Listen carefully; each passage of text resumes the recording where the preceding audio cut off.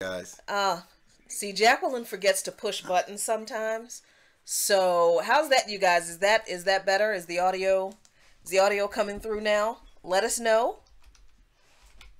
Testing. One, two, three. Testing. All right, let me see. Let us know if you can Testing. hear us. The mic's working. Okie dokie. Okay, we're waiting for some of the audience members to let us know they can hear us. If you guys can hear us out there, just please let us know. Okay, All right. yeah, sometimes we got a little delay going on. So let us know if you can hear us. Everything looks fine on this end. Just waiting for somebody to say, yes, we can hear you. And they still said no audio. Still no audio. Okay. Oh, somebody said there it goes. Okay, great. Got Great. it. Thank Okay, you. so Yeah. let me rewind. Thank you guys. So, we have with us tonight Phil Wilayto and Anna Edwards of the Virginia Defenders. Usually, we do this thing, Yeah. co-pilot thing, and we focus on local DC issues. But we've been working with the Virginia Defenders for quite some time, and they are doing amazing work, and we've decided that we're going to feature the Virginia Defenders and their work on this show once a month because the work they do is incredibly important, not just in Richmond, but also in the anti-war coalition space, and that is international as well. So, Yep. again, Phil Wilayto and Anna Edwards, please tell our audience who you are and what you do. Okay, so I'm Anna Edwards, and that's Phil Wilayto. My role in the Defenders, and the full name, of course, is the Virginia Defenders for Freedom, Justice, and Equality, is that I'm chair of the Sacred Ground Historical Reclamation Project, which we will call Sacred Ground Project for short. And my role is to essentially run the campaign to I'm running a campaign to establish a 9-acre memorial park in Shockoe Bottom of Richmond, Virginia. The Sacred Ground Project is in essence sort of the historical activism component.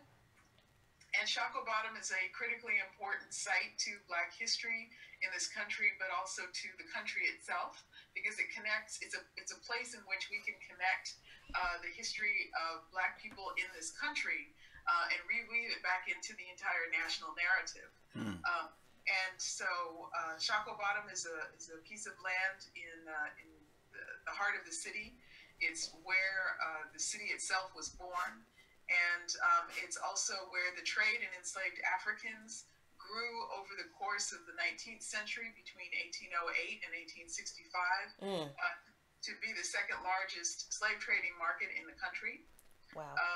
And we have been working to elevate that history there and protect the sites in the face of some really inappropriate development projects over the course of the last 15 years. So what we are going to be doing is bringing an update on that activity to this program on a monthly basis. That's really exciting for us. So we really thank you very much for bringing us that information. So now your turn, Phil.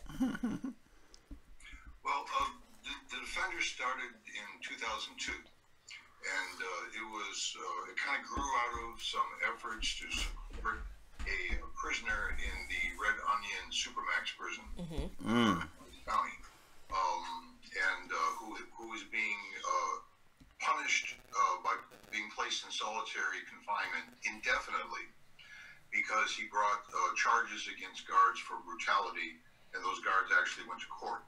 Wow. But the prison system messed with the judicial process, and the guards got off, and Thomas Plummer was moved from Wallens Ridge to Red Onion, placed in administrative detention, and was there for 6 months. And his brother Ben and sister-in-law T.J. Plummer contacted us, and we were able to help get Thomas Plummer out of administrative detention, solitary confinement. And then the four of us, at Ben's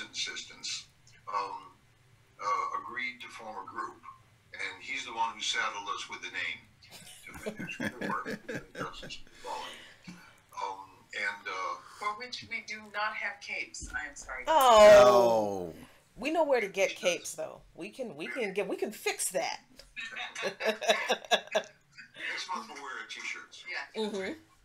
But we've been around since 2002, so we're entering our 16th year. And we've grown to work on a lot of different issues, on prison issues, community discrimination. We support a lot of organizations working in labor unions, public housing issues. We're very involved in the anti-war movement, particularly through the United National Anti-War Coalition, UNAC. We've been involved in international issues concerning Iran and Ukraine. And in 2005, we started a radio program called Defenders Live, and Anna hosted that every week for 9.5 years. Wow. And then I picked up with Talk to the Editor on WCLM Radio until that station was sold and the new owners were not community oriented, we are told. In 2005, we also started, so getting on Luqman Nation is a continuation of a radio tradition for us, but with video. So we have to, wash our faces before we go on. And in 2005, we also started a newspaper called the Richmond Defender to promote the reclamation and proper memorialization of Shockoe Bottom. And that paper has continued and grown as the Virginia Defender, 15,000 copies distributed in 15 cities and counties across the state, and also a few stops in a few other states, including busboys and poets in DC. In Washington, D.C., and I think we're going to be able to start to distribute, I think, to Sankofa Bookstore and maybe even the public library, I think. Keep our fingers crossed on that. So I know that there is a lot that has gone on over the past few weeks about organizational efforts around specific issues that most people don't even know are going on. And you guys have been really involved in that. One of those issues is the prison justice movement. Tell us what's going on about that. What is that? And tell us what's going on in relation to it and what you guys are doing. We got a division of labor here. Take the prison issue. Well, as I said, we started out as an organization concerned with conditions and treatment in Virginia's prisons and the city jail. And we've initiated something called Court Watch, Defenders Court Watch, where we attended trials of people who had been arrested under circumstances that seemed unjust. Investigated a lot of fatal police shootings in the city, got a few cops indicted, and have always, have been in touch with prisoners. But over the last year, we've developed a close relationship with an organization called the Virginia Prisoner of Conscience, APOC, VAPOC. And these are prisoners primarily, or at least initially, incarcerated at Augusta Correctional Center in Augusta, Virginia. They started their own organization to give themselves a voice about issues in the prison, about prison reform, about legislation before the General Assembly. They were receiving a great deal of support from an organization called the Coalition for Justice in Blacksburg. And one of the founding members of the coalition, Margaret Breslau, decided to concentrate on prison issues. Askari Donzo and Hassan Shabazz with BAPOC proposed that we organize a rally to promote prison reform issues in Virginia during the General Assembly. So we agreed. And we were thinking maybe, there hasn't been a lot of spotlight on prison issues in the state. And we were thinking maybe, 40 to 50 people would be a good turnout. So the rally was held on Saturday, January 20th, on the grounds of the state capitol in Richmond. And more than 300 people turned out. Wow. And it was about half white and half black. And most of the people there were there because they had relatives in prison or had been prisoners themselves. 100 people signed up on a sign-up sheet to stay in touch. And so Hassan, Askari, Margaret, and myself discussed the situation after the rally. And we decided to form a network held together with a website that could be used by prisoners to discuss their own cases, to raise issues about injustice in the prison system, analytical pieces about incarceration in the United States. Advocacy groups could post their information and what they did and what kind of resources they have and what campaigns they're working on. Relatives of prisoners could weigh in. It would be a way to try to bring together prisoners, former prisoners, relatives, friends, supporters, and advocacy organizations all in one place. Because at the rally itself, it was clear that a lot of people did not know what groups or individuals were out there doing. So Margaret has put together a terrific website. Oh, wow. And it's the Virginia Prison Justice Network. And if you Google Virginia Prison Justice Network and put the quotation marks on either end, you will get the website. If you don't put the quotation marks, you won't get the website. Or you could go to vapoc.wordpress.com. But Virginia Prison Justice Network, Google with the quotation marks at either end. Margaret's keeping it up, and Askari and Hassan are kind of directing the content. Defenders are strongest in Richmond. We now have members in Blacksburg and D.C., Newport News, Norfolk, Henrico County, and as well as Richmond. But we're strongest here, and we formed a committee of half a dozen folks, most of them defenders, who are willing to work on this justice network.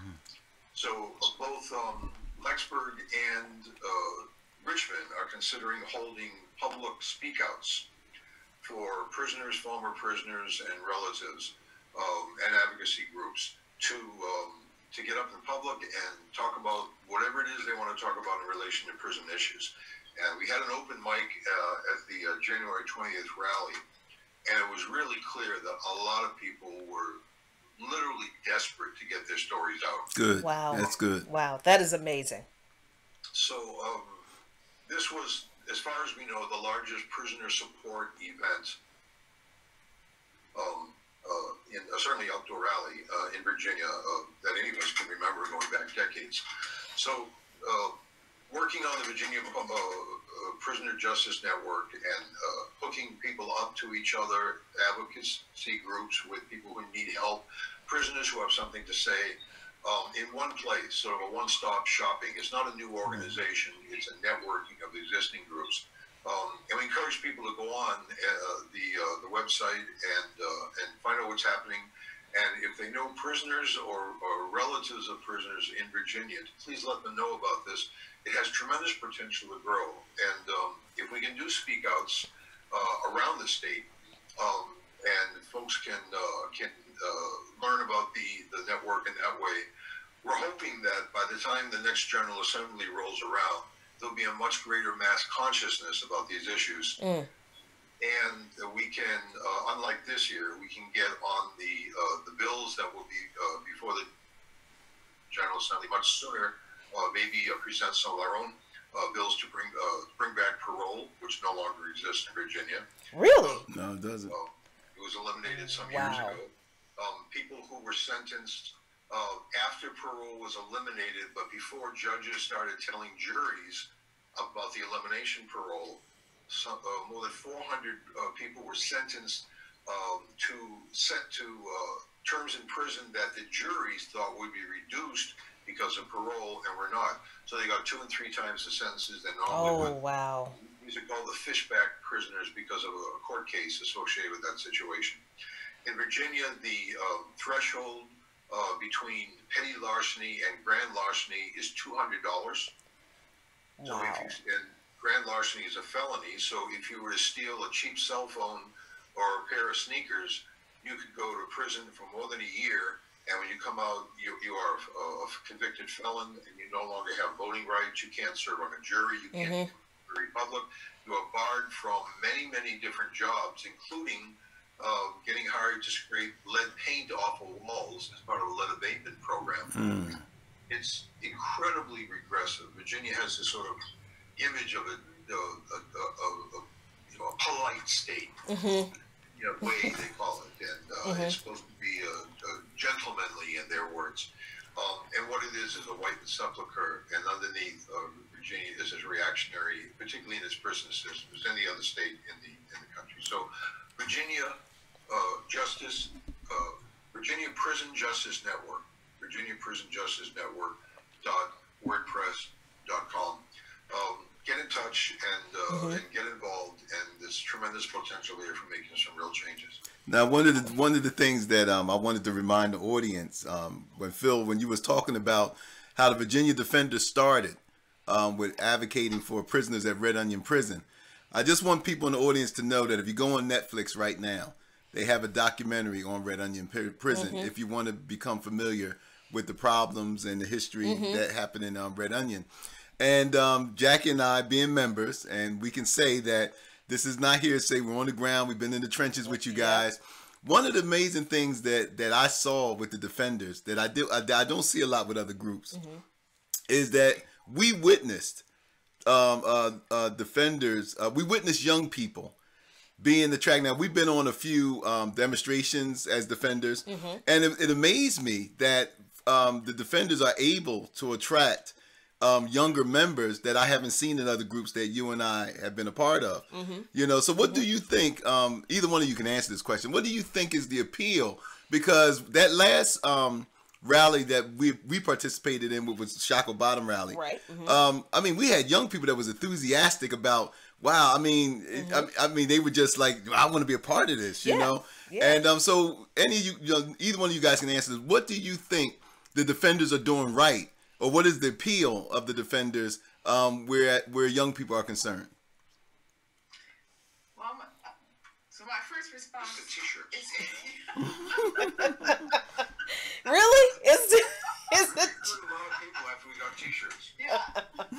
They are snazzy. We did laundry, and I just folded them up and put them away so I can. You come back, I'll he'll find one. Okay. Yeah, because to a certain extent, for any activist organization, it's kind of a mystery what draws them in, because it's been challenging, I think, across the board for established groups, and especially groups that are established by people. Who wouldn't want one of those? See, black, red, and white. Yeah, I mean, so we look righteous, and yes, got it going on, right? So there is that. But hey, to a certain extent, we were like, hey, if that's what it takes, we're gonna get shirts. But I think to a certain extent, it's because for one thing, we try not to talk too much about it. We try not to say, we're an old group looking for young people. Right. Yes. Right. Better. Right. We are working with issues on the ground, and I think partly because we work at two levels. One is in the mix. One of the things I think that drove interest was the way in which we were organized and engaged in the events in Charlottesville. Okay. And we were on the ground. We did have our shirts on, so you could see that we were, a group, and I think that's important. And we were kind of up front. We were right there at the front, in a way, on the front lines of that, and we were able to show that there is a way to participate in those things that can keep you, on the one hand, can keep you safe in a what do we call that? challenging. Challenge? No, it was a more fun word than that, but Chaotic. Yeah, in a feisty situation, because Charlottesville was. It turns out, of course, to have been on one end of the extreme for most of the demonstrations that we had participated in, and but there is a way to engage events on the street in such a way that you show a presence, that your purpose is evident, and you know what you're doing out there. Right. You know how to take it back and make it part of a campaign that can go forward with some real intention. People see that we know how to do things and that we can get things done. If we say that we're going to be out there and be present and support, the idea or the person, then the defenders are there. And I think that matters. But I do think that very specifically in this last period, it's the events in Charlottesville were really moving for people, because it was frightening for a lot of young people to see something like that for the first time. But at the same time, they were the ones who were out. They were out because they were outraged by actually literally seeing Nazis. I mean, Nazis have been in the movies. Nazis are right. That's right. White supremacist is an idea that we have, reported on and talked about. But all of a sudden, there they were in the flesh. And for a lot of young people, it was a gigantic wake-up call, and they knew that they wanted to be there, and they knew that they wanted to protest, but they didn't know how to. They didn't necessarily know how to take that on. And so I think it was appealing to see organizations that did know how to take that on. Now, one thing is, because we only got you guys 45 minutes, I want to start getting into some of the politics part. Phil, we just had a recent mass shooting down there in Florida, Parkland, right? And you wrote, in my estimation, one of the most profound commentaries on this present issue, problems that we have in this society as far as this whole gun debate goes. And what I wanted to do is, because I didn't do it justice, we did a show, I read it, and as much as I tried to convey what you were conveying, I felt personally I didn't do it much justice. But now I have the man here who wrote it. So Phil, could you really give us your take on the rash of mass shootings that we have? I think we had, since last year, 18 mass shootings, and some really major ones within the last 6 months to a year. So what is driving this, Phil, if in your opinion? Well, we have a problem with guns in this country. That is true. We have 5% of the world's population, and we own 50% of the world's privately owned guns. Now, that's 25% of the population. The statistic I was able to find, I assume that's 25% of adults. Most of those own 1 or 2 guns. 3% of the population owns half the guns out there. Wow. It's not, compared to the rest of the world, it's not a normal situation to have that many weapons out. It works out to 1 gun per person. Wow. 315 million guns.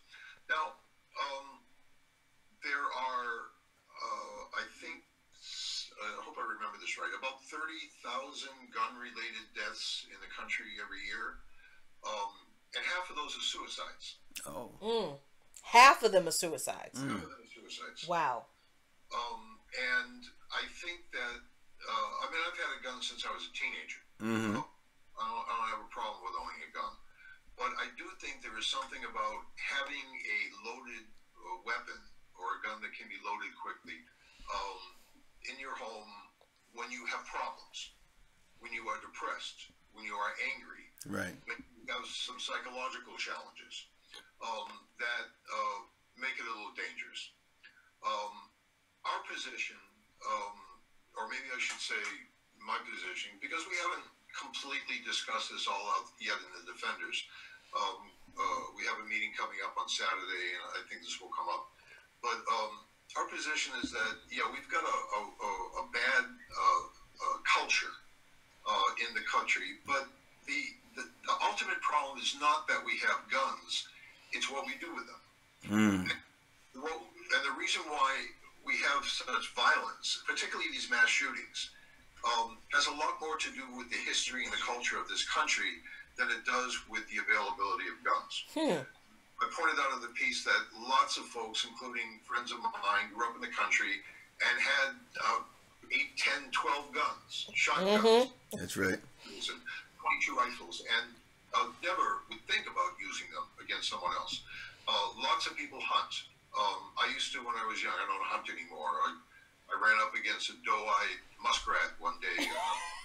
Beautiful springtime morning by a stream in Vermont, and the kid caught me right in the eye, and I just put the gun down, and I haven't shot anything in 50 years. The muskrats will do it to you every time. I've heard that. I have heard that. But I eat meat, and if you eat meat, don't turn your nose up at hunters. Right. Exactly. But I think what the real problem is that this is probably the most violent society on the face of the earth. And I've traveled in Eastern and Western Europe, Canada, Mexico, Cuba, Iran.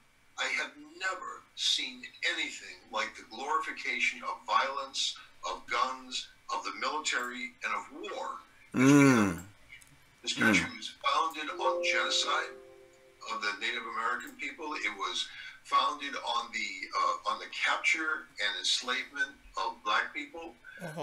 It was founded on stealing half the landmass of Mexico, and the brutal exploitation of Chinese labor to build the railroads, and the way that many poor European immigrants were treated.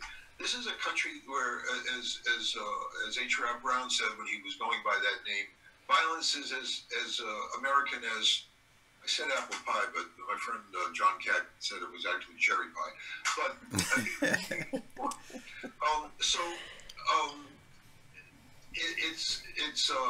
it's not. We have too many guns. We have a out of control gun culture.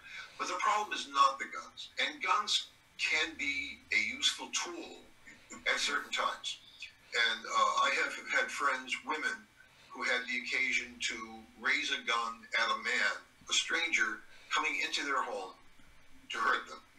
And I'm glad that they had that weapon. And in one case, I gave a shotgun to a woman who had been raped. And another man came into the house a few weeks later, and she pointed the gun at him, and he left. And thank God that she was able to do that. So I don't think, I think there's a possibility on just on the question of gun control, instituting some reasonable laws. I don't think that everybody should be able to go out at any age with any emotional condition or history and buy an AR-15 or an Uzi or an AK-47. I don't think that's a good idea. In Japan, if you want to buy a gun, you have to take a course in gun safety. Right. Gun safety. Right. You have to undergo a mental evaluation. And I'm not suggesting that everyone with mental challenges should not have a gun. I'm suggesting that there are some people who are pathologically unable to control their anger and their guns. I don't think that anyone who espouses a white supremacist philosophy should have a weapon of any kind, not even a penknife. But I think that on a deeper level, we have to challenge the glorification of the military, the glorification of the jobs. I don't think that junior ROTC should be parading around high school basketball courts before the games with wooden guns. Right. That recruiters should be coming into the schools. I don't think that we need Hollywood movies that glorify a SEAL team or a Delta Force or so on. I spent several weeks in Iran, and the only person I saw with any kind of military, a civilian, with any kind of military markings or anything, was a little boy who had an Army T-shirt on.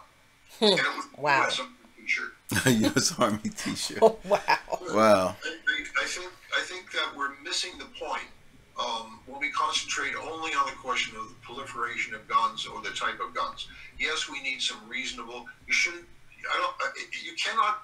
You cannot drive a car unless you take a driving course and pass a test. You know, I think we should ask at least the same amount of a gun owner. You cannot go buy a beer in Virginia if you're less than 21 years old. I don't see why you can buy an Uzi. Right. And I think you need a background check to determine your competency to safely handle a gun, including your political orientation.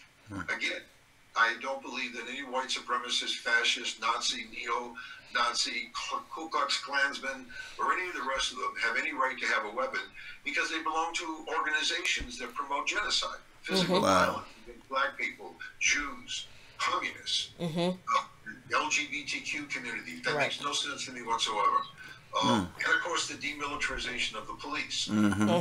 Absolutely. I'm so glad you just mentioned that because one of our friends, one of our few friends and viewers, Lene DeMoy, just mentioned and the demilitarization of the police. So, I mean, we have an audience that understands that this is not just a gun issue. Right. But I think a lot of people don't know how to connect the rest of those dots. And I think that I agree. I think your commentary was great. And yes, you guys, like we always do here in Luqman Nation, we're going to give you. I mean, but just to be fair, we had some of our progressive friends who took issue with some of the things that Phil spelled out. Which is, I remember when I was reading it, and one person was like, "Well, I think it's ridiculous. Guns kill, guns kill people, or something like that." Right, to the effect. Guns kill people. Right. And I'm not ridiculing people who have that point of view. You and I both said plenty of times on this show that we're not anti-gun, right, and we're not anti-gun ownership. And I think that where the left loses a lot of people is the fact of this extreme viewpoint of we must eliminate, all guns, or some take the position that that guns should be banned totally, right. except for the military. And I think that in this culture, in our culture in the United States, I think the left loses people with that argument. What do you guys think? Well, I'm going to respond just sort of a little more emotionally at the moment. Just to say that I think we're the public at large, and some of us as well, which is why he's mentioned that we're going to have this conversation at the next meeting. We're still responding emotionally to this. When I heard this, as an individual, as a mother, and as someone who attended high school, my feeling with this last one was like, that's it. We're locking all schools down. That's right. I want it all locked down. I don't care. And I really was going through this processing of, I don't care about losing civil liberties in relation to this situation. Our children have to be safe when they go to school, period. I don't care. And arming teachers is not a thing, period. That is not the thing. No. I'm still sort of dealing with this. I think that the piece that Phil wrote was really right on the money. Yes. And right on the money in all the points that have already been raised. But also because I think it gives people, and which I hope they recognize, is a way to begin to understand, as you said, the connection, connecting the dots. Because, emotionally, I want to ban guns. I want them gone. I've been visualizing a gigantic Independence alien spaceship sized magnet that travels the globe on a regular orbit and just picks them all up and that's it. Yeah. If anybody makes a remotely antagonistic gesture with a weapon in their hand, up it goes. That's it. Right. That's it. I'm done. Right. That's a good plot for a movie. It is. I hand it over willingly. Maybe a senior pension, out of that, I don't know. But yeah, but I'm saying these are my emotional responses to it because I don't want to see another child shot. Yes. Right. Not one, not the first one.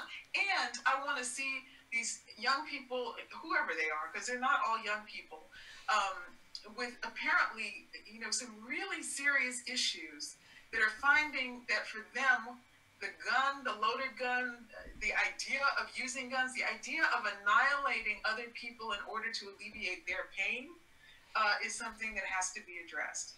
And I think that at this moment, the legislators are talking about mental health, but I think it's a throwaway way that they're using it. Say, we got to do this, we got to take care of it. But they've been saying that, for forever, and they're waiting for everybody to calm down to go on with business as usual. So I think this is an issue that we have to seriously take up. And I agree, because I know that my response emotionally would lead to nobody has a gun except the military and the state. And I also profoundly disagree with that idea.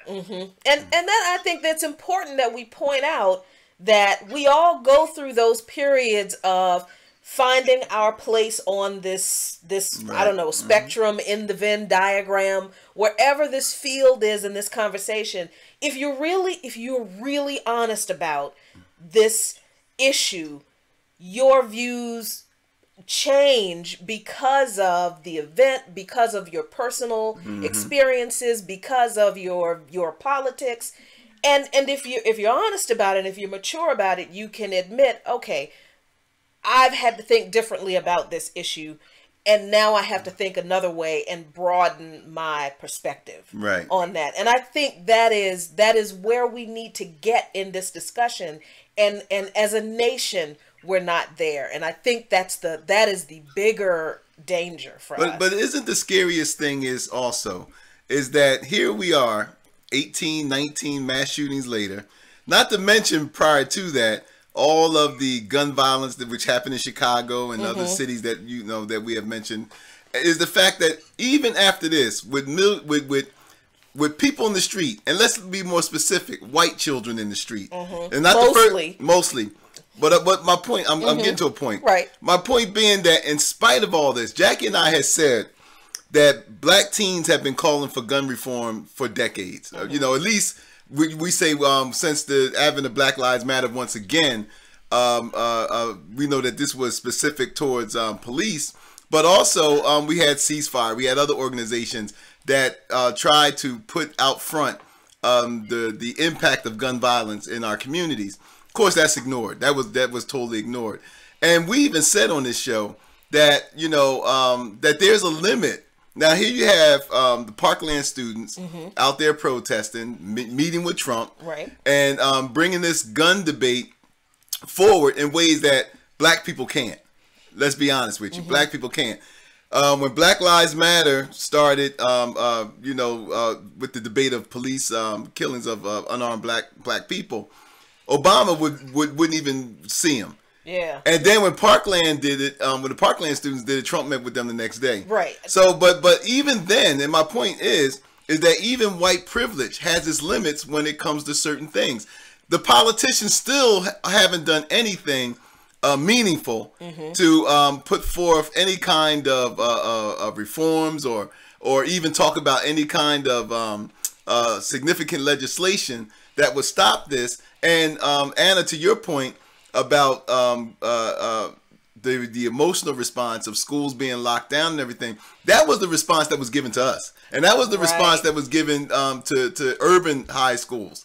And so we're saying, and not because our schools are locked down, right? But I mean, not to gloat and not to say we told you so, but this is like chickens coming home to roost. I mean, in a sense. There's so many different aspects to this. And I want to emphasize that this is not a theoretical question for us. I've had a teenager stick a Saturday Night Special in my face from 18 inches and pull the trigger. Right. Thank God for poor marksmanship. Wow. When I lived in Churchill, one day we heard some gunfire across the street. It was a playground at the Chimborazo Elementary School. And some little boy, about 11 years old, was trying to get some little girl's attention. And he pulled out a gun and fired up into the air. Wow. And the neighbors, we ran out to get the kids and round them up. We've had, I think last year we had 50 murders in Richmond, and we've got 215,000 people. You probably didn't have 50 murders in all of Europe, in all of Africa. Right. Wow. It just doesn't happen like that.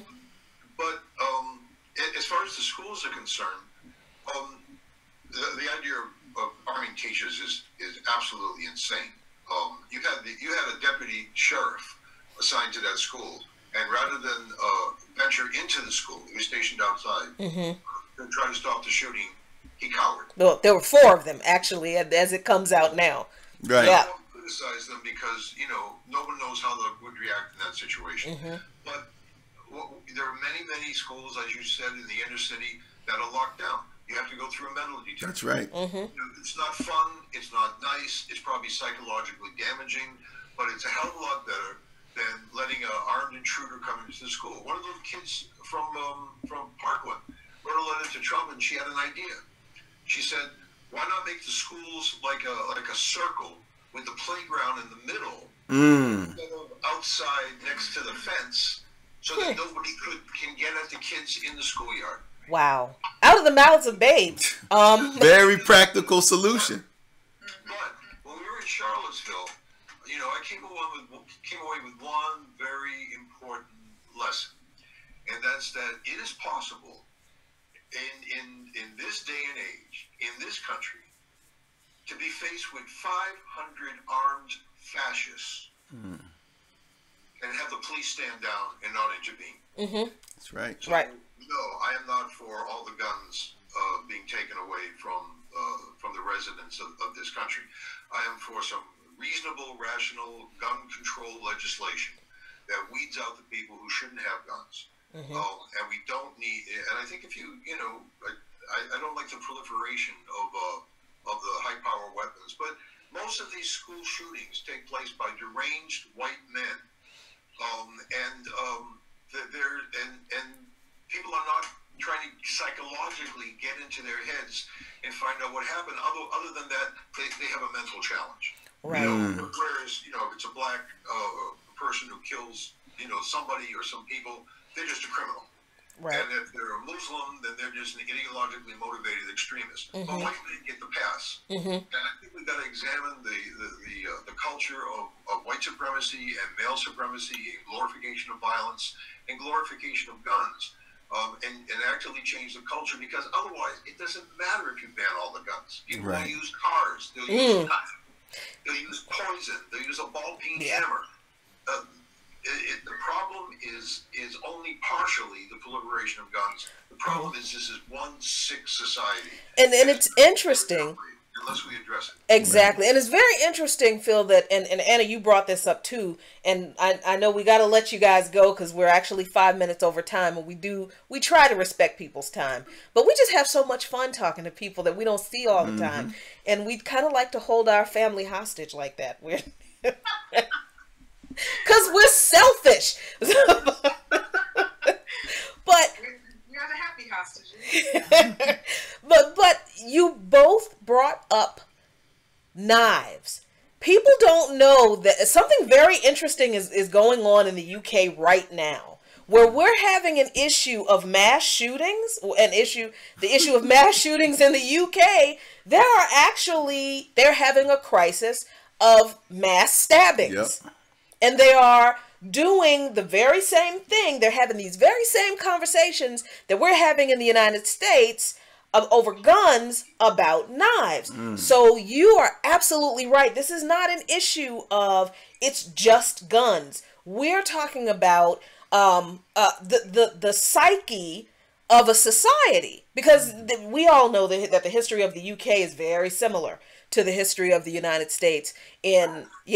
So We're Little England. Right. Exactly. So really quickly, see, this is why we're going to have Phil and Anna on once a month, because it's just great to hear smart people who understand the issues give a perspective that comes from a different place, and they can bring up topics and perspectives that you might not have thought of. And it'll broaden your horizons a little bit, and it helps us feel like we're that much less alone, like this beast is that much less impossible to handle. We're not in this by ourselves. So my last point, because people did bring up the demilitarization of the police and imperialism, we got to address that. Phil, how does all of this work tie into the anti-war efforts? What are you guys doing on that front in the next few months? I shouldn't say you guys. What are we all doing? What are we? Right. What are we? Right. United National Anti-War Coalition and a number of other organizations have agreed to call for spring actions under the banner of Stop the Wars at Home and Abroad, to draw the connection between violence and poverty and racism and sexism here at home with the wars abroad. And so April 14th and 15th have been chosen as the days for actions that will be taking place in New York City, I believe Albany, New York, Minneapolis, Los Angeles, San Francisco, New Orleans, and Washington, D.C. Yes. Okay. And so for folks who live in Maryland, in D.C., West Virginia, and Virginia, Saturday, April 14th will be the day to be in Washington. Will be a march from the White House to, I think, the Capitol, and then a teach-in after that.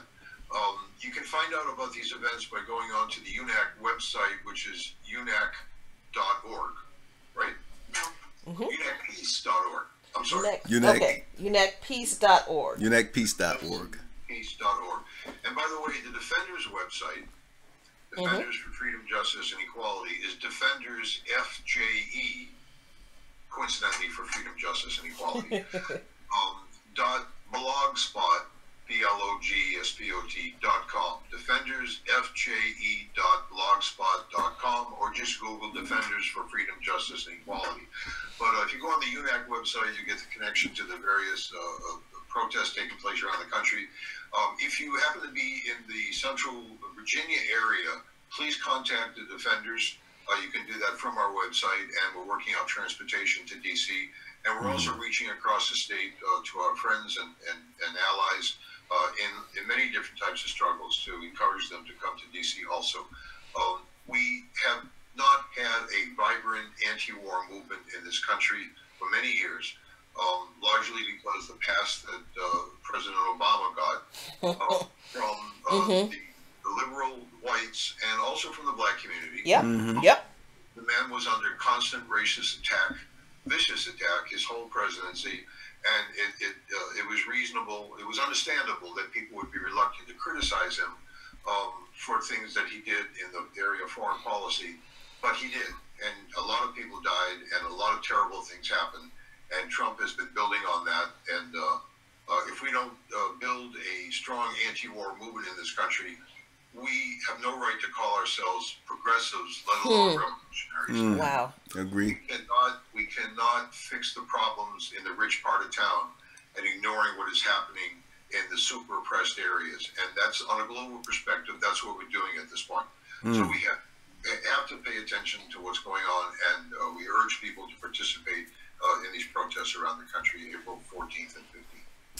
Thank you guys so much for joining us. Someone asked if we can put those links in the comments. Absolutely. We're going to give you a link to everything that we talked about tonight.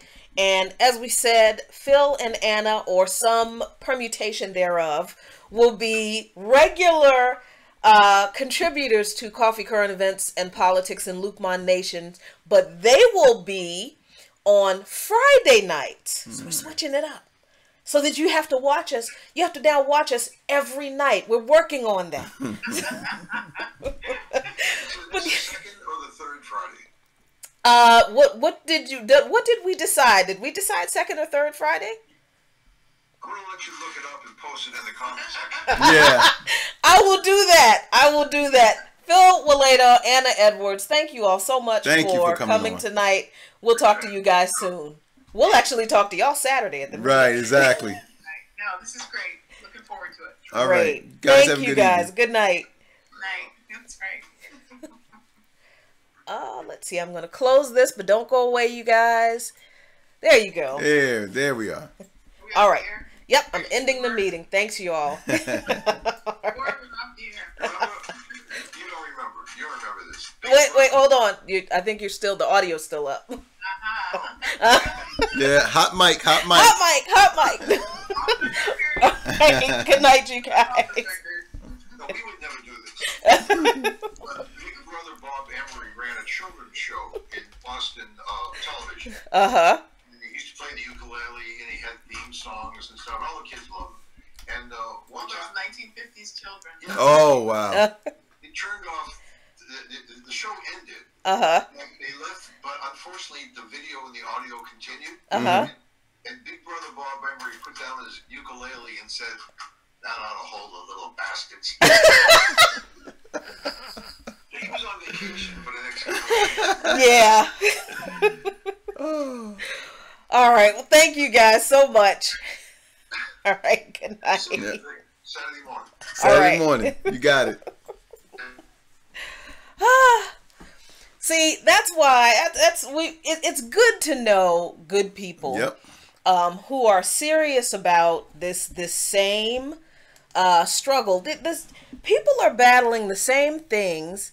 Let me adjust the audio a little bit so we're not screaming at you guys. Yeah. People are battling the same things everywhere.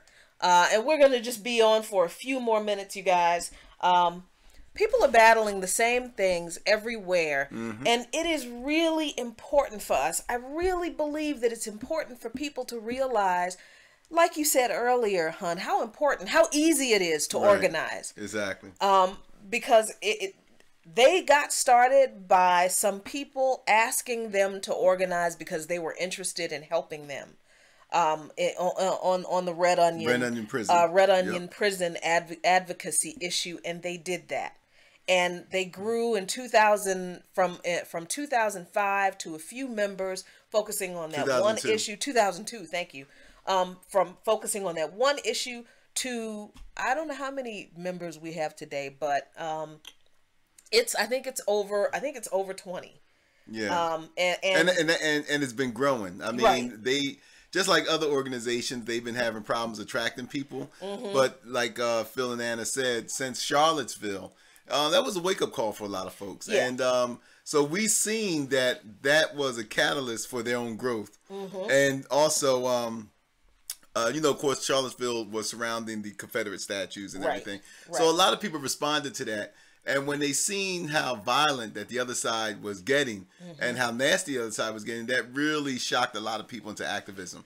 So the defenders definitely grew out of that. Yeah, definitely. And I think it was good to see. It was good for a lot of young people to see the older generation not afraid to get out into the streets and get on the front lines and actually know what they were doing. Right. I think it's important to note that the defenders holds classes on how to organize security. They teach people field medic training like CPR and everything. So this isn't just, call your friends up and we're going to go to a protest on Saturday. No, this is getting people prepared to face anything if we're going out to do these direct actions. Right. So, I mean, that experience is invaluable. So anyway, in the next few minutes we've got left, we do want to hit on a couple of topics that have been really interesting this week. One was the Mueller indictments, those gigantic nothing burgers. And that's what they are. Because, people are saying, oh, this is the smoking gun. And there was all this discussion about these. First it was, 19 alleged Russian agents who were indicted for posting some, for creating fake social media accounts and sharing memes. And one of those memes was, and I actually did not know that people actually shared this thing. I saw it once and I thought, well, that's the most ridiculous thing I've ever seen. But people actually, but it wasn't like this widespread. Do you guys remember the Buff Bernie the buff buff Bernie. multicolored Bernie in the bikini, in the Speedo meme. That was one of the memes these people said these 19 alleged Russian agents used to influence people not to vote for Hillary Clinton. I'm so not even kidding right now.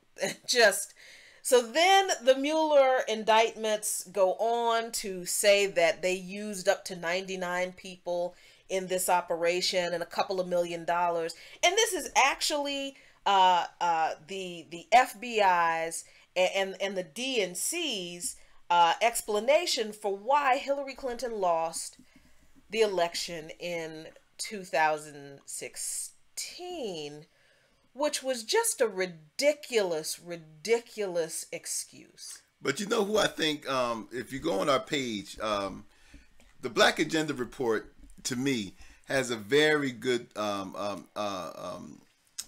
have a very good point of view as far as this whole Russiagate thing is going on. And one of the things that it says is the fact, well, let me read the first line. Let me read this line. It says, which I think sums up the whole point of the article. But I agree with it. It says the Russians will never face trial in the United States, and it's highly unlikely that the unindicted Americans will be criminally charged. But that is not the purpose of Mueller's indictment. The political crime has been defined for the broad purpose of repressing dissent in the United States. The witch hunt has found a legalistic vocabulary. Now, down here, I don't want to get into the name calling, but down here, the article also says that blacks that refuse to forgive the Clintons for mass incarcerating and dehumanizing our people are guilty of black voter suppression and deemed dupes of both Trump and the Kremlin.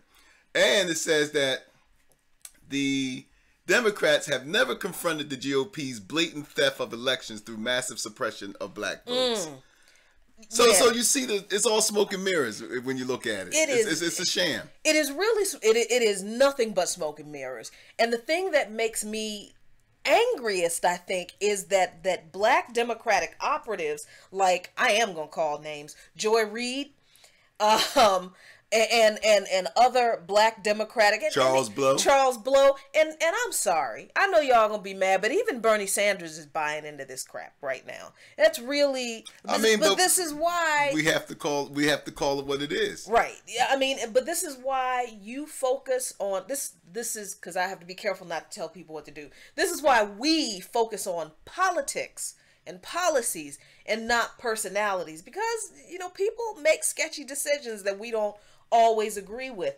So now these nothing burger BS indictments that don't nothing burgers, yeah. they don't point to, as much as I can't stand Donald Trump, they don't point to his involvement in any of this. The indictments that were against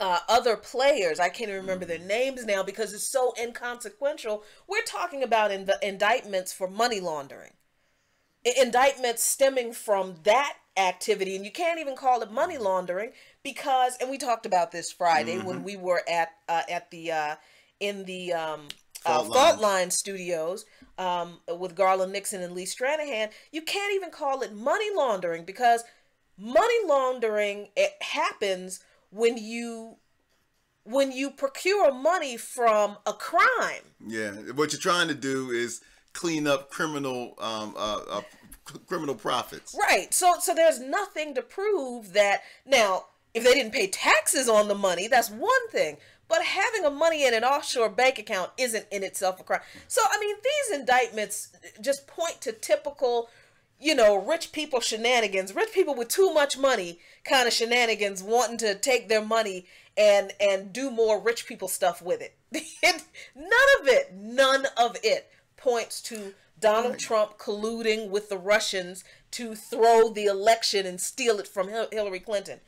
Doesn't prove that at all. But I also think that it just makes the Democrats look worse. It makes them look desperate. Right. It makes it just makes them look worse because, I mean, if you're the average Joe Blow in the street and you're looking at this and you're saying to yourself, like, what are the Democrats, what are they putting forward? Right. You know, they're so tainted by their own misdeeds, and you know, and their ineffective their ineffective movements as far as trying to put any kind of but policy platform, right, no right, real, or opposition, right? You know, it's like, you know, they have not really separated themselves as the go-to party to get away from, you know, the Trumpsters and all that. And I think that that's going to hurt future elections. Yeah. Because I mean, coming from this side, it's like, wow. I mean, you really have to have you really feel depressed. I do. I really feel dismayed at the state of American politics, which I think that the Democrats have not yet gotten it. Like, they don't get it. No, they do not get it. And you're right. The now people like Joy Reid and Charles Blow and what's his face, David Axelrod, and all of the Democratic... But see, that's it. They're all Democratic shills. They are. That's what they are. All of the Democratic shills, all of the Democratic operatives are using these ridiculous indictments to shame people who didn't vote for Hillary Clinton. And they're basically saying that no, they're not basically. No. They are really, literally saying that we were swayed away from voting for Hillary Clinton by a drawn picture. Because it wasn't even a good Photoshop. It was literally a picture that someone drew of a buff body with Bernie Sanders' head on it in multicolors with a Speedo. They are saying that kind of garbage and other kinds of memes that were shared, but none of the information was false. That was the other thing. They didn't spread lies. They just shared information about Hillary Clinton's actual record that we had been talking about for 2 years. Well, a lot of us have been talking about it for longer than 2 years. So they're saying that these 19 people, and then they say it stretched to 99 people with a couple of $1 million, used a few fake social media accounts and convinced a bunch of people who otherwise were going to vote for Hillary Clinton not to vote for her because of buff Bernie. But see, but that's the thing. That's not an indictment on any alleged Russian involvement. Right. That's an indictment on American politics. Because had the Democrats had something worthwhile to put forward for the people, had Hillary Clinton, you know, Hillary Clinton wasn't so much a victim of Russian collusion or Russian involvement as she was a victim of her own actions from the past. Oh my God! It just, you know, I mean, you know, so she was, you know, so you know, the Russians didn't make up the stuff that she was known for in her own involvement. And the thing of it is that had American politics not has been so greasy, there wouldn't have been nothing for the Russians to work with. The Russians, look, it's not the fact that the Russians, if this is the case, it wasn't the fact that the Russians were so clever in what they put forward. It's the fact that American people are disappointed in the political system in this country, which I could have done that. You know, anybody else could have done it. It would not have taken a foreign government with all of its resources to convince those of us in this country who are already jaded by the political process to distance ourselves from this last election. Yeah, I mean, and it's amazing. It just blows my mind that there are black Democratic pundits who are making more of these handful of social media accounts that didn't have that big of a reach. And making a big deal about the influence that they had on the election, even though the indictments, state that the actions of these people did not have any impact on the outcome of the election. But they're making a bigger deal about these ridiculous indictments than they made about actual gerrymandering, voter suppression, voter ID laws, closing of polling places. So, I mean, the Democrats are really whatever opportunity they had left to get themselves out of this political grave, I think they just threw their shovel away with this. Right, and just to comment on the black commentators, they getting a check from somebody. Yeah. So so they're it doesn't matter whether they're black or white. The fact of it is that they're Democratic shills. They are people who have no integrity. They are towing the party line. They are towing the lines of the people who are paying them. And that's what they're doing. Joy Reid, all of them. They're towing the party. And that is the reason why, that it was easy. That's the reason why it was easy for, if the Russians were involved in this, and there's some evidence that they were, that's why it was so easy to do. Because once again, it's not an indictment on what, because the United States government is not in the moral position of criticizing Russia or any other foreign nation of mingling in the political structure here. As many, Noam Chomsky said, and others have pointed out, that the United States had a history and have a history of getting involved in the politics of other nations. So I mean, again, to repeat what Malcolm X have said, it is the chickens come home. You cannot project this type of nonsense out there. You cannot project this type of violence, because it is a form of violence when you interfere in the political process of other nations. And what happens is that you can't expect that somebody's not going to do it to you. Exactly. But again, if the politics in this country was supposed to be what it's supposed to be about, if Hillary Clinton had something to really put forward, if the political process was really had some integrity to it, then the population couldn't have been so easily manipulated. Right. And that's what I'm saying. It's not an indictment on what any foreign government has, as it is that our own political system sucks. Exactly. That is exactly true. I mean, so yeah, I'm sure there's some more stuff that's going to come out of this ridiculous story. But we've been living in this system for a long time. The Russians didn't make me not vote for Hillary Clinton. The DNC and Hillary Clinton convinced me not to vote for them. And I'm sure that is true for many of you.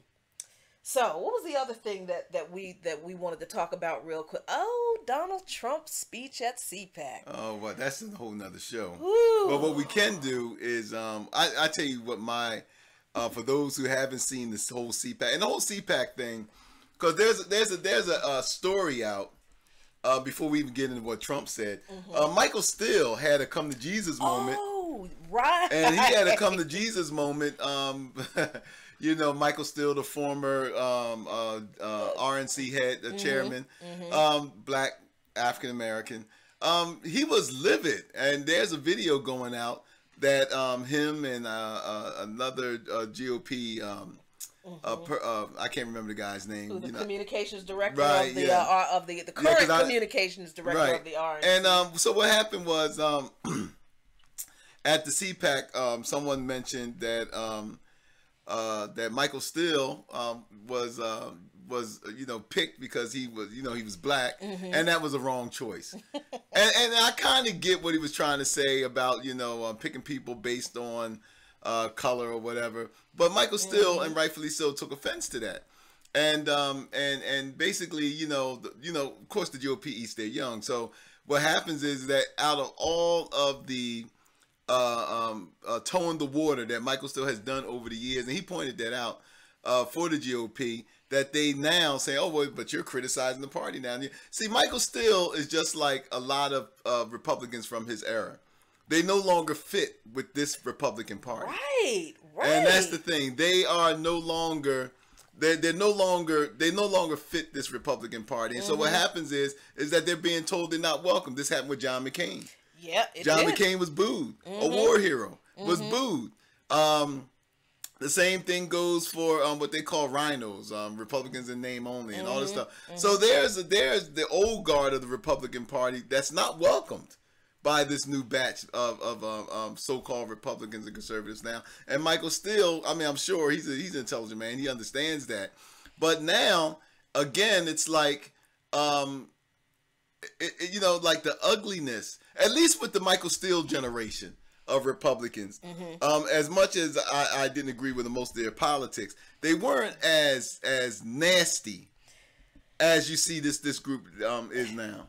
Yeah, there seem to be, like Phil talked about in the earlier segment, there seemed to be this, at least an attempt at some kind of decorum, but now, and it's like, on the one hand, it's really ugly and disgusting to see, but on the other hand, you look at it and you realize, I hope you realize, well, this is who they've always been. They're just taking the mask off now. You're just seeing, remember the movie They Live? Right. And if you've never watched it, it's a great cheesy sci-fi movie, but it had a great political message back in, I can't remember what year it was, the 80s or something. Had Rowdy Roddy Piper, the wrestler. That had to be the and 80s. then, yeah. And it's a really campy, cheesy movie, but the political message is actually very, very prescient. Because these, I'm not going to tell you but you just have to go watch the movie. I don't think you'll be disappointed. But when you see that, what we see now in the Republican Party, I think, is the mask of gentility that they had, that mask of order and some type of civility being taken off what the core base foundation of the party has always been. This is not to say that the Democrats are any better. A lot of them are just the same kind of ideals, but they still got that mask of gentility on. Oh yeah, but still, even with the Democrats, there was a story about a young woman that's running for office. I can't remember what state she's running for. I think it's Ohio, but I can't remember the state. But the Democratic, and she's progressive. She wants to do progressive things, and the Democratic Party is basically not supporting her. Because the Democrats eat their own too. Right. Exactly. No, the Democrats don't eat their own. The Democrats will eat you if they don't think you're one of their own. That's what they do. I mean, so these are two great examples, I think, of what you just said about how people are realizing how rotten to the core our political system is. When you have people, because I'm reading some of the comments here, and some of you guys are making some of the best comments here. So Adam Hasiuk said,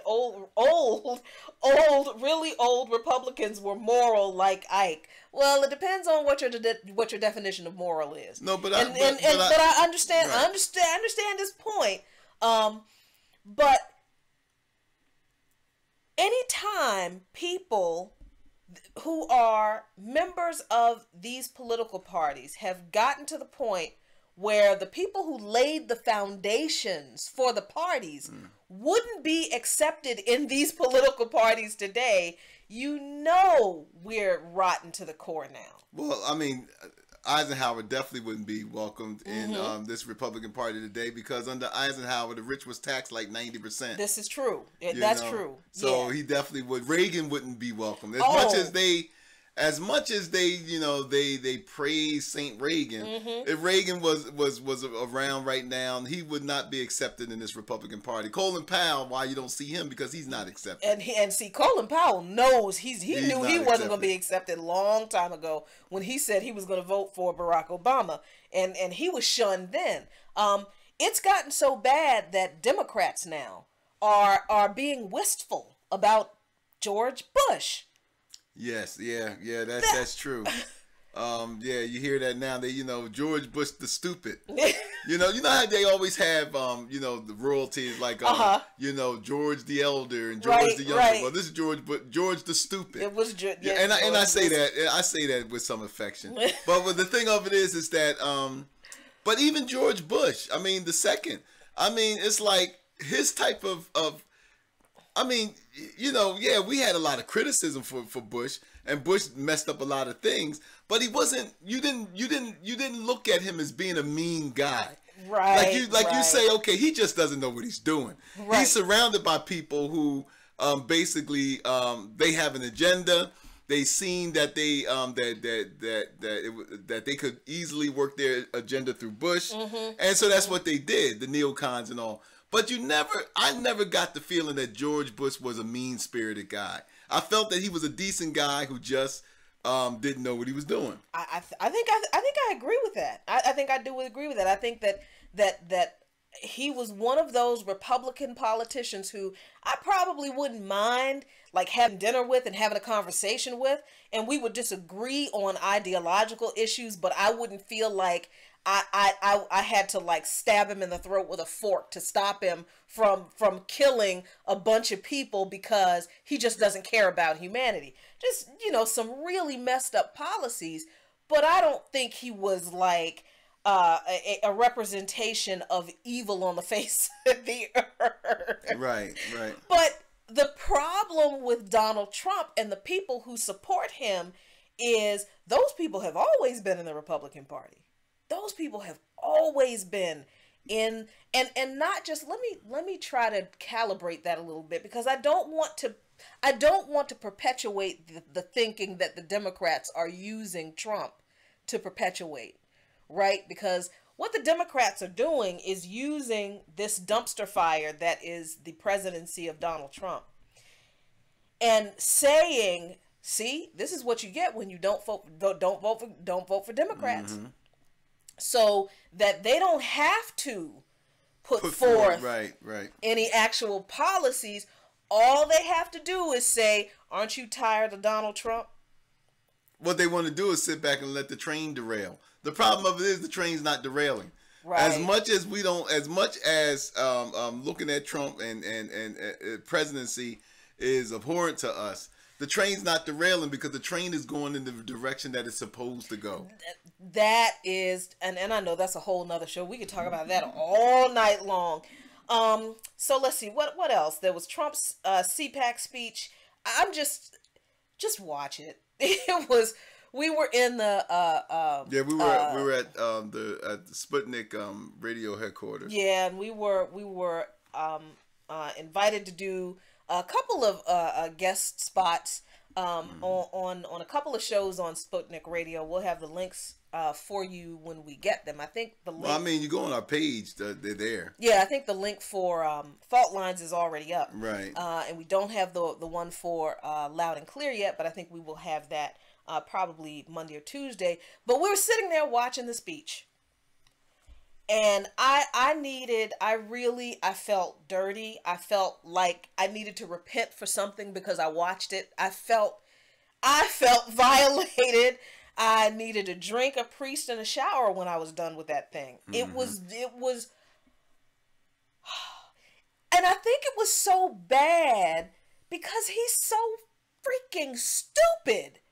I mean, he's just like, and I keep having to apologize for this because during the primaries, not the primaries, during the campaign, during the presidential campaigns, I kept saying, people keep thinking Donald Trump is stupid, and I don't think he's stupid. I think he's very good. No, I was wrong. I am so sorry. That man is stupid. He's stupid. He is very good at manipulating media. He's always done that.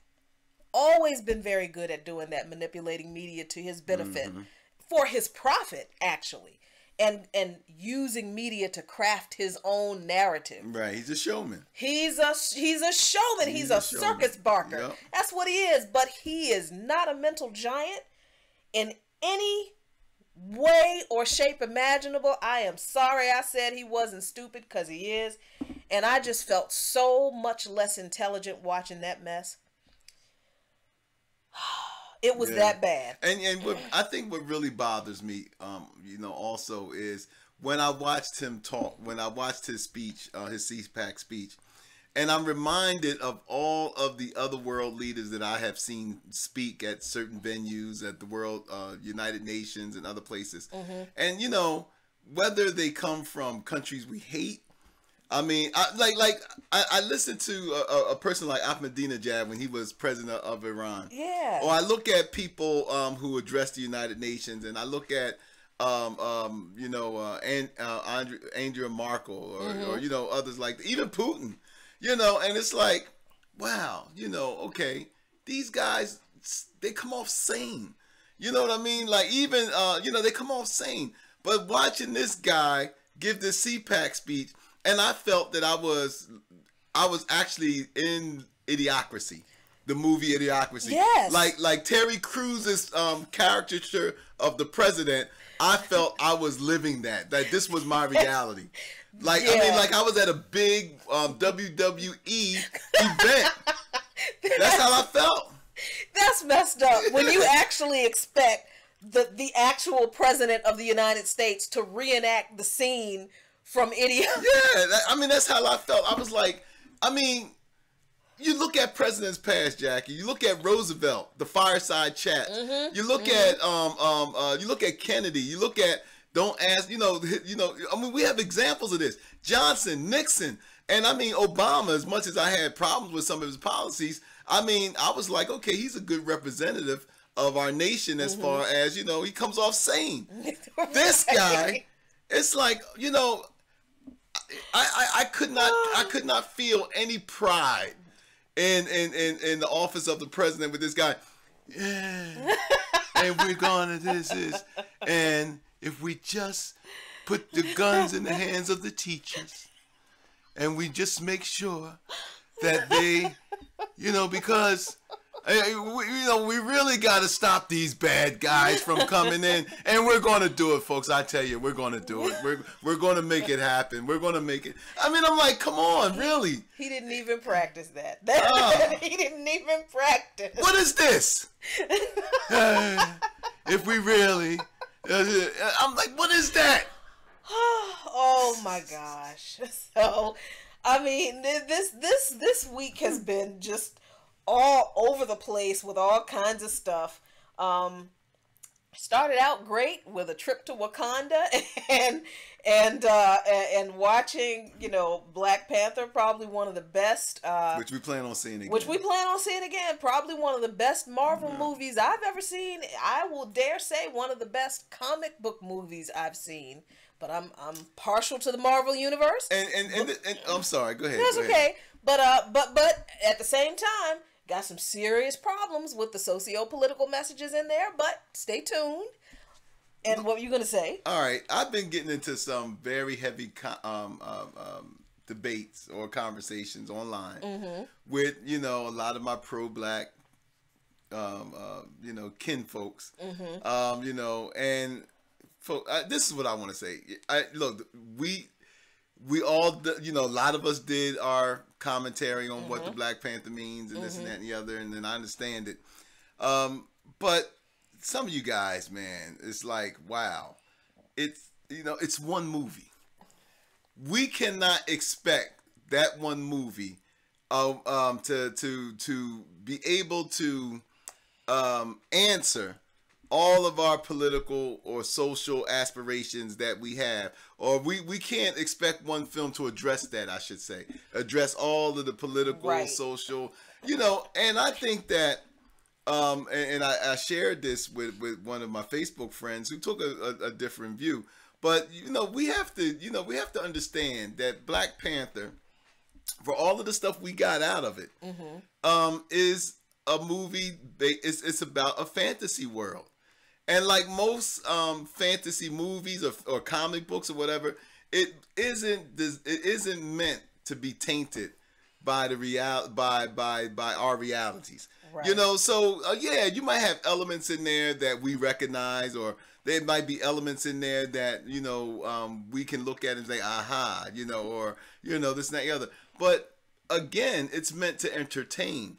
You know, the same people that are so bent out of shape about the Black Panther not addressing this, or it's not addressing that, or Coogler could have did this. Y'all the same jokers, man, that won't watch Kwame Ture. Y'all the same ones that don't click on documentaries where those things are actually addressed. You know, I mean, we don't have discussions about those because I've tried. Right. I've tried to have discussions with you, same people that got so much to say about Black Panther, but won't engage on anything else. So what I think is that we need to be careful of sabotaging our own success. And we need to be careful about that. One of the things that I suggest to those people who feel that the Black Panther was not enough to satisfy, you know, whatever they felt that the movie should satisfy, we as I stated out to this person, is that I think that, and it's guaranteed that the Black Panther is going to be his own franchise. So I mean, so maybe in the coming, like the Dark Knight, like Nolan, when Nolan took over as the Dark Knight, maybe if Coogler is going to be at the helm for the next Black Panther movies, right, it may be where he gets better at this. But I think to slam the guy for his first movie attempt at trying to answer complicated themes in a comic book movie, I think you guys need to give him a break. You know, and that's just my opinion. Yeah, I mean, I there were some things politically that I did not like, but I like that I didn't like them. Right, that's the thing. I think that I really it allowed did. me to think. It allowed me to critically think. I like that I didn't like them, and I like that I wasn't drugged by the nose as a thinker and been manipulated by the filmmakers. That's propaganda. It allowed me to say, no, I disagree with that, or I think this should have been done. I think that that's what great movie making does.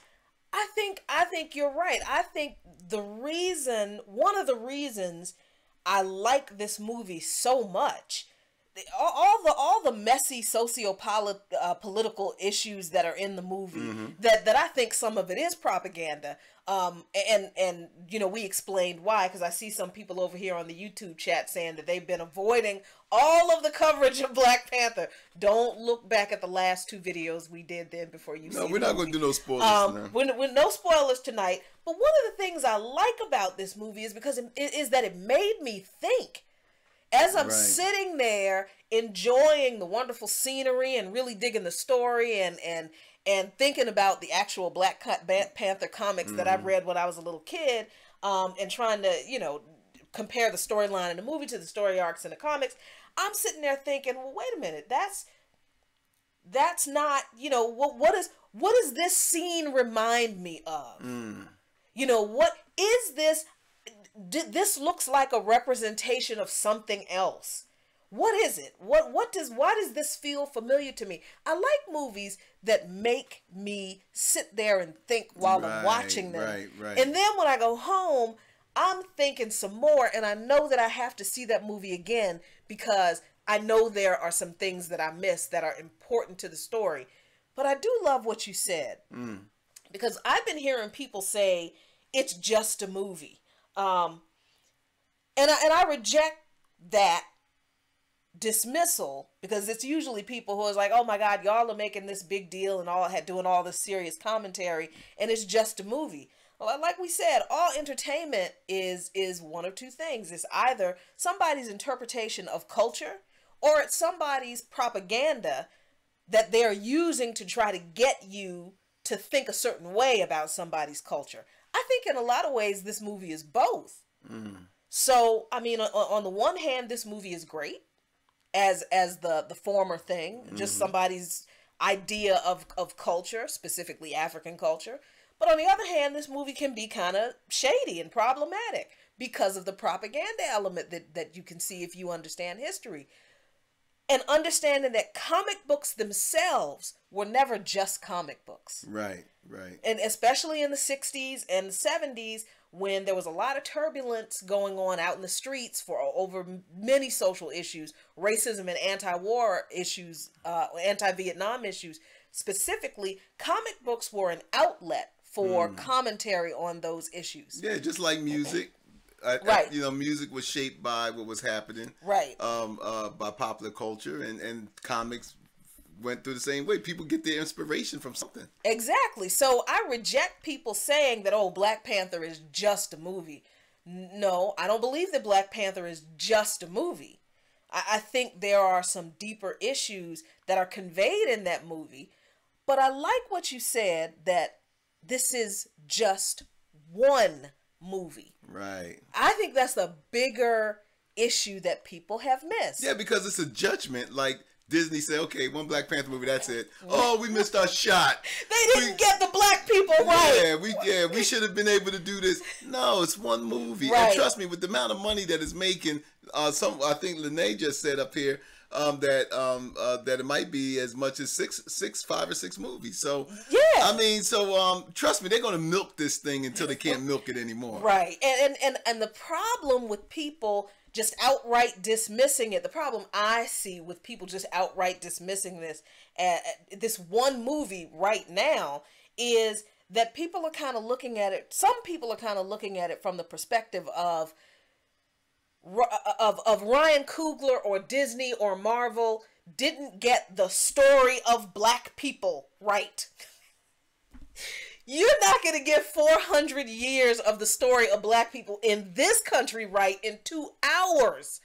How in the world are you going to get the history of black people around the world, especially in Africa, right, in one movie? You're not. So, I mean, I think that we set this standard for Ryan Coogler and this movie that is just really, I think, unfair and it's kind of in its short-sighted. And I also feel that once again it's this theme in this country when it comes to black people. What I'm saying is that black anything that is representative of black people is always judged more harshly than others. I could go back to 1971 or 72 when Godfather came out. Oh, and that was the first movie that Hollywood did that had a majority Italian cast. People don't realize that. Really? The Godfather was the first movie Hollywood produced that had a majority Italian cast. Prior to The Godfather, most mobsters in Hollywood were not played by Italians. They weren't. No, they weren't. I mean, you had James Cagney. James Cagney's Irish, but you also had the guy, Edgar. What was his name? R. Edward.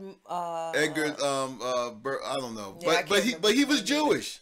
So he was Jewish. He was Jewish. He's the one that played in the 10 Commandments. That's right. So what I'm saying is that Francis Ford Coppola, he made history when he did The Godfather. So you go back to 72, and I'm sure the discussion amongst the Italian community then was, wow, we're proud to see us representing our culture represented, but why Don Corleone got to represent us?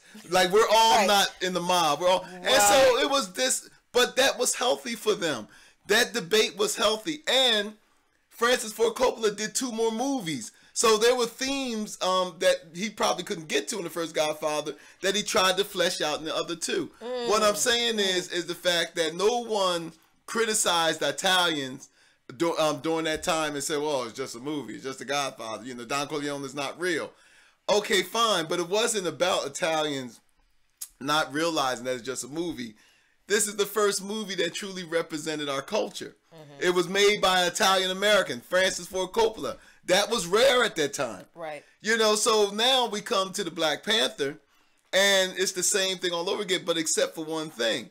The thing of it is that why is it that black people have to have it perfect? Yeah. And that's the problem. Why is it that black art has to have it perfect? Why is it that black people who are given the responsibility of this art has to get everything on the money? We don't require that of no one else. This is true. So there is also this theme of being overly critical when it comes to black people, and when it comes to black art, when it comes to black progress in this country. It's the same way with activism. Well, why can't y'all do it this way? You shouldn't do it this way.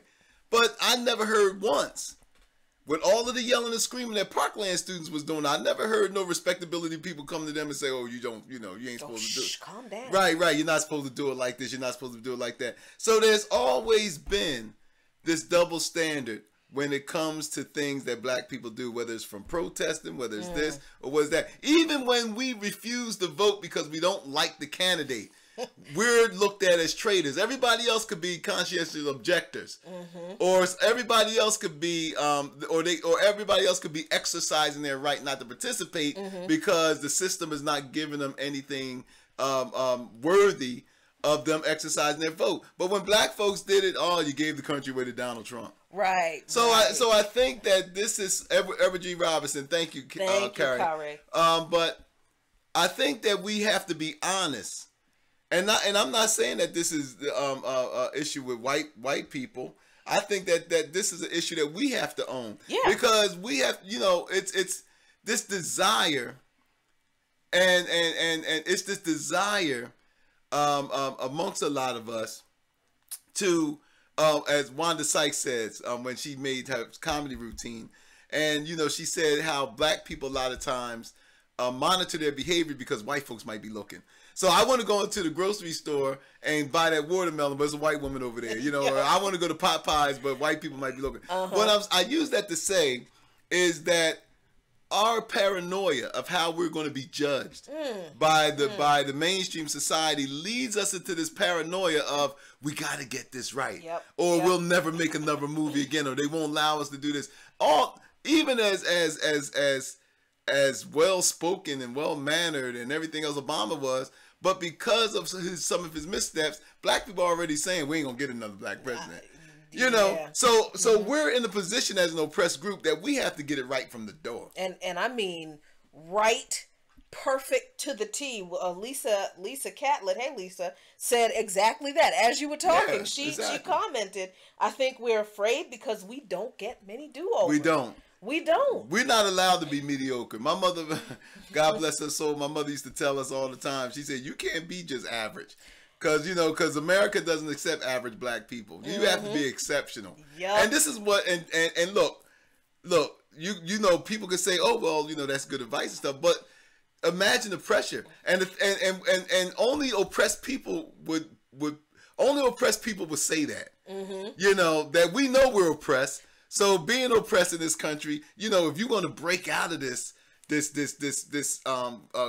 prison that white supremacy and all of this puts around you, you got to be twice as good, right? And a lot of us are told that, and what happens is that the concrete walls are so thick that a lot of us try to bury through it. Only a few of us get through.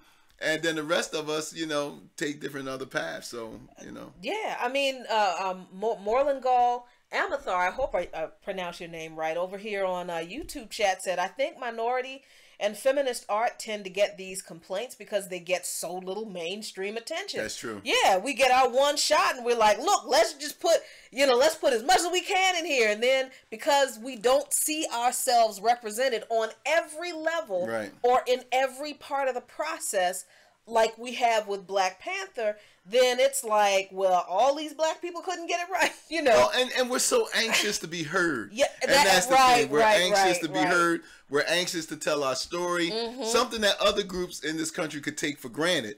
But we can't because we're anxious to tell our story, and I think that the our listeners, our viewers, that we don't get many opportunities to tell our story. So I think that, as Tony Soprano said to somebody who was leaning on somebody else, this is what I'm saying to you guys when it comes to Coogler.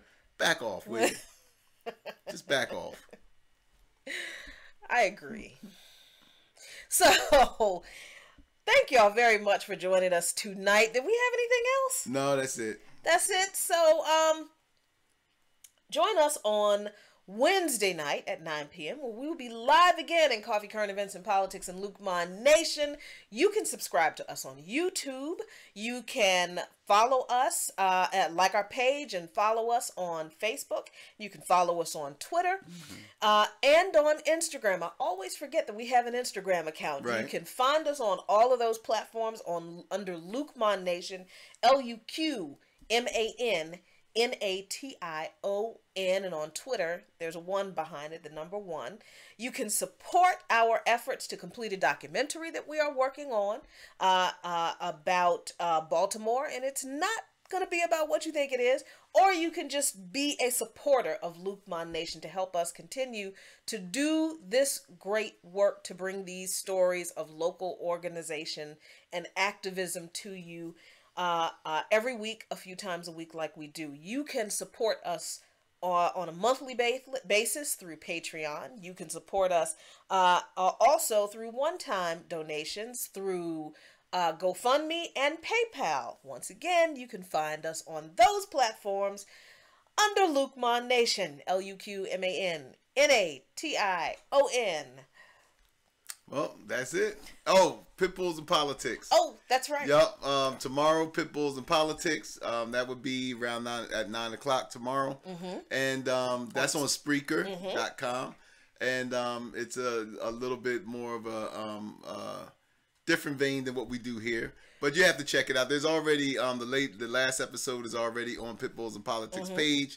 Click that, and you get the opportunity to see what the podcast is about. And so we invite you to that. We also have Friends Who Love Coffee, Current Events and Politics on Luqman Nation page, Facebook page. And that page is designed for a little lighter content. And it allows our friends to, share things that are of interest to them. Yep. So that's it. Thank you all very much for joining us tonight. Be really good to each other. Oh, Lene said, Jacqueline, what was the great news? What great news? Stay tuned. You got to stay tuned for that. Oh, you're slick. You're slick. Close. Nice try. But nah, man.